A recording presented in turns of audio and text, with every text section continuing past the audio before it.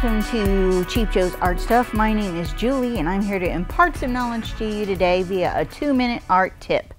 And today I want to talk to you a little bit about art experiences. Some can be positive, some can be negative, but whenever you're having different kind of watershed moments in your art journey, it's important to kind of perk up, pay attention, and get what you can out of the process. And I remember one really formative experience that happened to me was in college. College was my first foray into the experience of critique, where we didn't have a whole lot of like really severe negative critique, but we did weekly have to stand in front of the group with everything that we had done during the week and talk about meaning and, you know, if there was thematic parts of the work, or if there were symbols, you know, integrated into our work and stuff like this.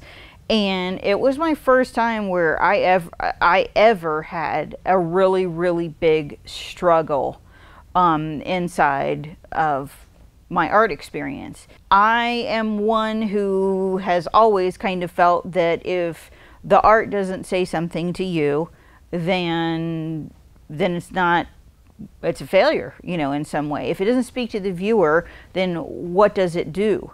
And if I have to spoon feed meaning to you via a bio or some kind of long epic narrative, then we could have just bypassed that whole thing and I could have written it down.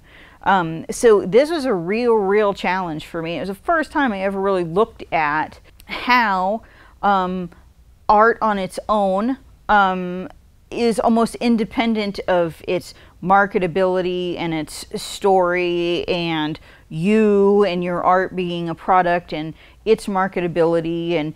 But it became very obvious to me that this was a part of the business of art. Then when you find like really popular selling artists who are constantly working and constantly putting out and making a living off of their work, this is a skill that they have.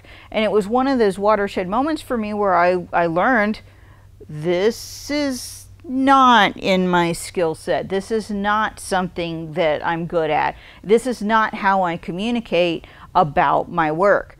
And so whenever you have art experiences, it's okay if they knock you down a peg and you have to kind of dust yourself off and stand back up. Or if you have an interesting victory that you feel especially proud of, use that energy to propel yourself forward.